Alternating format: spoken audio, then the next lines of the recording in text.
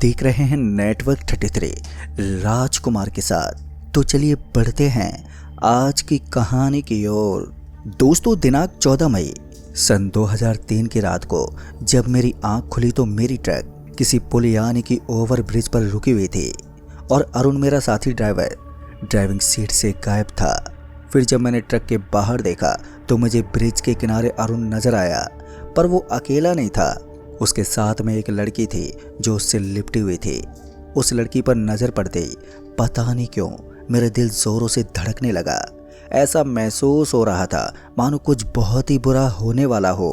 फिर इसी बीच जब मेरी नज़र पुल के दूसरी तरफ लगे बोर्ड पर गई जिस पर लिखा हुआ था डिस्को पुल, तो ये पढ़ते ही मेरे हाथ पैर ठंडे पड़ने लगे और मेरा गला सूखने लगा। दरअसल हमें इस रास्ते से आने से मना किया गया था क्योंकि लोगों का ऐसा मानना था कि इस पुल पर एक लड़की रोती हुई नजर आती है और जो भी उस लड़की की मदद करने के लिए गाड़ी रोक देता है फिर वो जिंदा नहीं बचता। और अब मुझे भी उस लड़की को देखकर ऐसा ही लग रहा था कि अब जान जाने वाली है। ऐसी स्थिति में मुझे जल्द ही यहाँ से निकलने के लिए कुछ करना था। लिहाजा अपने आप को शांत करने के बाद मैं अपनी सीट से सरक के ड्राइविंग सीट पर आया और ट्रक को स्टार्ट करते हुए अरुण को आवाज़ लगाते बोला, अरे भाई चल जल्दी निकलते हैं, देर हो गई मुझे यहाँ पर। उस वक्त मैं नहीं चाहता था कि अरुण डर जाए। ट्रक के इंजन के स्टार्ट होते ही मैंने ट्रक को आगे बढ़ाया। वहीं अरुण मुझे थोड़ी देर और रुकने के लिए बोले जा रहा था, पर मैंने तय कर लिया था कि चाहे अरुण आए या ना आए मैं ट्रक अब एक पल के लिए भी नहीं रोकूंगा। ये सोचते ही मैंने ट्रक की स्पीड जैसे ही बढ़ाई तो वैसे अरुण उस लड़की को वहीं छोड़कर ट्रक की ओर भागा और ट्रक में समय रहते ही चढ़ गया। अरुण के ट्रक में चढ़ते ही मैंने फुल स्पीड में ट्रक वहां से भगाई। अभी ट्रक डिस्को पुल से नीचे उतरी ही थी कि अरुण ने बोला, क्या बात है भाई, तू इतना डरा हुआ क्यों है? जिस पर मैं अरुण पर चिल्लाते हुए बोला, तुझे मना किया था ना डिस्को पुल के रास्ते नहीं आना है, पर फिर भी तू नहीं माना। अभी मैंने इतना ही कहा था कि अरुण हंस पड़ा और हंसते हुए बोला, अच्छा तो आपको लगा कि वो लड़की चुड़ैल है जो डिस्को पुल पर आने जाने वालों की जान लेती है, इसलिए आपने इतनी जल्दबाजी में ट्रक वहां से निकाला है। पर मुझे मालूम नहीं था कि आप भी उन लोगों में से हो जो भूत पिशाच चुड़ैल जैसी मनगढ़ंत चीज़ों को मानते हैं। अभी अरुण मेरे पर तंज कसते हुए हंसी रहा था कि तभी ट्रक के भीतर किसी के रोने की आवाज़ें गूंजने लगी। अभी मैं और अरुण एक दूसरे का डरा हुआ चेहरा देख ही रहे थे कि तभी अरुण के आंखों से आंसू बहने लगे। पहले तो मुझे लगा कि डर के मारे उसके आंसू बह रहे हैं, लेकिन जब अरुण की आंखें धीरे धीरे लाल होने के साथ सूजने लगी तो मुझे ये अंदाजा हो गया कि मुसीबत के काले बादलों ने हमें घेर लिया है। जल्द ही अरुण को भी एहसास हो गया कि उसके साथ जो हो रहा है वो कोई सामान्य बात नहीं है, जिस वजह से वो रोने और चीखने लगा। वो लगातार मुझसे ये गुहार लगाने लगा कि मैं किसी तरह उसे बचा लूं, पर उस वक्त तो मेरी जान हलक में अटकी हुई थी, तो ऐसे में मुझे कुछ भी सूझ ही नहीं रहा था। मैं इस उम्मीद में ट्रक भगाए जा रहा था कि अगर इस जगह से दूर निकल गए तो शायद इस मुसीबत से भी निजात मिल जाए।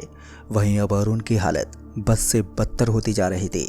उसकी आंखें इस कदर लाल पड़ चुकी थी कि अब उसकी आंखों की सफ़ेद और काली पुतलियाँ भी नजर नहीं आ रही थी। उसकी फूलती हुई आंखों को देखकर मुझे ऐसा लग रहा था कि वो कभी भी फट जाएंगी। फिर इसी बीच जब अरुण जोर से चीखा और उस चीख के साथ ही अरुण शांत हो गया। उसके शरीर में किसी तरह की कोई हलचल नहीं हो रही थी, जिसे देखकर मुझे लगा कि अरुण ने दम तोड़ दिया है। कि तभी मेरे फ़ोन की रिंग बजी और फिर जब मैंने फ़ोन देखा तो वो कॉल किसी अननोन नंबर से आ रहा था। जैसे मैंने कॉल रिसीव किया तो सामने से किसी आदमी ने बोला, अच्छा हुआ जो तुम अपने ट्रक से नहीं उतरे, नहीं तो तुम्हारी भी हालत अरुण जैसी होती। अगर तुम अपनी जान बचाना चाहते हो तो अरुण के वापस से जिंदा होने से पहले उसे ट्रक से नीचे फेंक कर ट्रक को सीधे ठिठोरी रेलवे फाटक पर आ जाना। अभी उस अनजान आदमी ने इतना ही बोला था कि कॉल कट हो गया। हालांकि मैंने उस नंबर पर कॉल लगाने की कोशिश तो की, पर कॉल लगा ही नहीं। मैं अभी सोच में पड़ गया कि उस आदमी को मेरे और अरुण के बारे में इतना कैसे मालूम है, आखिर कौन है वो। अभी मैं यही सब सोच रहा था कि तभी अरुण, जिसे मैं मरा हुआ मान बैठा था, वो फिर से चीखने लगा, पर इस बार वो कुछ ज़्यादा ही छटपटा रहा था। मैं अरुण को जिंदा देखकर खुश तो था, पर साथ ही उस आदमी की बात भी जहन में कौंधने लगी, जिसमें उसने ये कहा था कि अरुण को दोबारा जिंदा होने से पहले ही उसे ट्रक से नीचे फेंकना था। इससे पहले वो वापस से जिंदा हो, मैं उस वक्त ऐसी स्थिति में फंसा हुआ था जिसे पार पाना नामुमकिन सा लग रहा था, क्योंकि मुझे अपनी जान बचाने के लिए अपने साथी ड्राइवर की जान लेनी थी, जिसके लिए मेरा ज़मीर इजाज़त नहीं दे रहा था। पर जब अरुण ने अपने हाथों से अपनी फूली हुई लाल आंखों को नोच नोच कर बाहर निकालने लगा, तो उसे ऐसा करता देख मैं समझ गया कि ये अरुण नहीं है। ऐसे में मैंने मौका मिलते ही उसे चलती ट्रक से नीचे गिराने की कोशिश की और इसी जद्दोजहद में मैं ट्रक से कंट्रोल खो बैठा और ट्रक एक सामने से आती दूसरी ट्रक से भिड़ गई। वो टक्कर इतनी ज़बरदस्त थी कि मेरा ट्रक पलट गया, पर गनीमत थी कि मुझे ज़्यादा चोट नहीं आई। वहीं अरुण भी कहीं नज़र नहीं आ रहा था, तो मेरे लिए यही सही वक्त था भागने का। लिहाजन मैं जैसे तैसे अपने पलटे हुए ट्रक से बाहर निकला और बेतहासा भागने लगा। पर मुझे किसी तरह से ठिठोरी रेलवे फाटक तक पहुंचना था। पर दिक्कत वाली बात ये थी कि मुझे पता नहीं था कि ठिठोरी रेलवे फाटक है किस ओर। खैर मैंने ट्रक से बाहर निकलते ही भागना शुरू किया। अभी मैं उस हाईवे पर भागे ही जा रहा था कि तभी मुझे ट्रेन की हॉर्न सुनाई दी। ट्रेन की हॉर्न सुनाई देते ही मैंने उस ओर अपना रुख कर लिया। अभी मैं उस ओर जा ही रहा था कि तभी मुझे अपने कदमों के साथ साथ किसी और के कदमों की आवाज़ आने लगी। मतलब कि मेरे पीछे कोई आ रहा था, पर कौन ये जानने के लिए अब मेरे पास साहस नहीं था। इसलिए मैं भगवान का नाम जपते हुए बस भागे ही जा रहा था कि तभी मेरी नज़र एक पुलिस वैन पर पड़ी। अभी मेरी नज़र उस पुलिस वैन पर पड़ी ही थी कि तभी मुझे एहसास हुआ कि वो कदमों की आवाज़ें आने भी अब बंद हो गई जो मेरे पीछे से आ रही थी। फिर जब मैं भागते उस पुलिस वैन से आगे निकला ही था कि किसी ने पीछे से आवाज़ देते बोला, ऐसे भागने से अपनी जान नहीं बचा पाओगे। ये सुनते मैं पीछे पलटा तो मैंने देखा कि उस पुलिस वैन के आगे एक पुलिस वाला खड़ा हुआ था। पुलिस वाले पर नज़र पड़ते ही मैं उसकी तरफ दौड़ते हुए गया और हाथ जोड़ते हुए बोला, साहब मुझे बचा लो। अभी मैं हाथ जोड़े उस पुलिस वाले के आगे मदद की गुहारी लगा रहा था कि उस पुलिस वाले ने बोला, जरा वैन के पीछे देखो। उस पुलिस वाले की बोलते ही जब मैंने एक नज़र उस वैन के पीछे देखा तो अरुण खड़ा हुआ नजर आया, पर वो अब बिल्कुल ही बदल चुका था। उसकी दोनों आंखें गायब थी और उसका एक बाजू भी नहीं था। अरुण को देखकर साफ था कि वो जिंदा तो हरगिज नहीं है। अभी मैं अरुण के उस विकृत रूप को ही देख रहा था कि तभी पुलिस वाला बोला, क्या लगता है कि मैं तुम्हें इससे बचा सकता हूँ? अगर तुम अपनी जान बचाना चाहते हो तो मैं तुम्हारे लिए इसे कुछ देर तक सिर्फ रोक सकता हूँ, पर इस बीच तुम्हें ये रेलवे फाटक पार करके शमशान भूमि में पहुँचना होगा, जहाँ अभी एक चिता जल रही होगी। तुम्हें उस चिता की आग में उड़द के आटे की रोटी सेकनी होगी। रोटी के बनते ही कोई तुमसे वो रोटी मांगेगा, तुम उस रोटी के बदले अपनी जान की रक्षा का सौदा करना। उसके रोटी लेते ही तुम इस मुसीबत से बच जाओगे। ये बोलते उस पुलिस वाले ने मुझे गुंदा हुआ उड़द का आटा दिया और मुझे वहाँ से जाने को बोला। मैंने फ़ौरन ही वो आटा लिया और रेलवे फाटक पार करते हुए पहुँचा शमशान घाट, जो रेलवे फाटक के बेहद ही करीब था। शमशान में दाखिल होते ही मेरी नज़र उस जलती हुई चिता पर गई जिस पर मुझे रोटी सेकनी थी। मैं फ़ौरन ही उस चिता के पास पहुंचा और वो उड़द के आटे की गोलियां बनाने लगा। अभी मैं उन आटों की गोलियों को अपने हाथों से रोटी का आकार ही दे रहा था कि तभी उस शमशान में हलचल होने लगी, जिसके चलते मेरा शरीर बुरी तरह से कांपने लगा।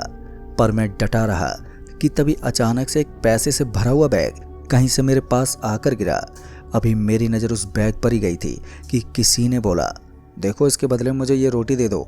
वो आवाज़ इतनी भयानक थी कि उस आवाज़ के मेरे कान में पड़ते ही मेरे कानों से खून निकलने लगा। चूँकि मुझे उस पुलिस वाले ने बोला था कि कोई भी इन रोटियों को लेने के लिए आएगा, इसलिए मैं उस वक्त चुप रहा और रोटियां बनाता रहा। फिर इसी बीच वो आवाज़ मुझे लगातार आती रही और जब वो आवाज़ आनी बंद हुई तो मुझे 3 छोटी छोटी बच्चियां आती हुई दिखी। खैर मैं उस चिता की आंच में रोटियां सेकता रहा और वहीं इसी बीच वो तीनों बच्चियां मेरे पास आकर बैठ गईं और मुझे एकटक ताकने लगी। फिर कुछ देर तक ताकने के बाद तीनों बच्चियां एक साथ बोली, हमें ये रोटियां दे दो, जब से हम मरे हैं तब से हम तीनों ने कुछ खाया नहीं है। उन बच्चियों का मासूम चेहरा देखकर एक पल को मैंने उन्हें वो रोटी देने का फैसला कर लिया, पर जैसे मैंने वो रोटी उनकी तरफ बढ़ाई तो वैसे मेरी नज़र शमशान के दहलीज पर खड़े हुए अरुण पर गई। उसके नज़र आते ही मुझे ये भी याद आ गया कि अब इन रोटियों को देने का मतलब है अपनी जान देना। लिहाजा मैंने अपना बढ़ाया हुआ हाथ पीछे खींच लिया और मेरे हाथ के पीछे खींचते ही वो दोनों बच्चियां जोर जोर से चीखने लगी और कुछ देर के बाद वो वहाँ से चली गईं। उन बच्चियों के जाते ही एक बहुत ही लंबा चौड़ा आदमी वहाँ पर एकदम से प्रकट हुआ और बोला कि इन रोटियों के बदले में क्या लोगे। उसके एक कहते ही मैंने बोला, मेरी जान के पीछे वो डिस्को पुल वाली चुड़ैल पड़ी है, आप मुझे उससे बचा लो। मेरे इतना बोलते ही वो कुछ बड़बड़ाया और उसके बड़बड़ाते वो डिस्को पुल वाली लड़की भी वहाँ एकदम से प्रकट हो गई। उस लड़की यानी चुड़ैल के आते ही वो चुड़ैल उस लंबे चौड़े आदमी के पैरों में गिरते बोली, क्या हुक्म है हुजूर। उसके कहते उस आदमी ने बोला, तू इसका पीछा छोड़ दे। इतना बोलते वो आदमी गायब हो गया और उसके गायब होते ही वो लड़की भी गायब हो गई। पर मैं उस शमशान में ही रहा। फिर जब सुबह हुई तो मैं उस शमशान से बाहर निकला। इस हादसे के बाद मैं फिर कभी भी डिस्को पुल से नहीं गुजरा, पर मुझे कभी कभी वो 3 बच्चियां किसी न किसी हाईवे पर रोती बिलखती दिख जाती हैं। दोस्तों, मुझे दुख है कि उस रात में उन्हें वो रोटियां नहीं दे पाया और ये दुख मुझे हमेशा रहेगा। तो दोस्तों, इस कहानी में बस इतना ही। कहानी आपको पसंद आई हो तो वीडियो को लाइक शेयर कमेंट ज़रूर कर दें। तो मैं आपका दोस्त राजकुमार जल्दी ही मिलूँगा ऐसी एक और सच्ची भूतिया घटना के साथ। तब तक के लिए बाय एंड टेक केयर।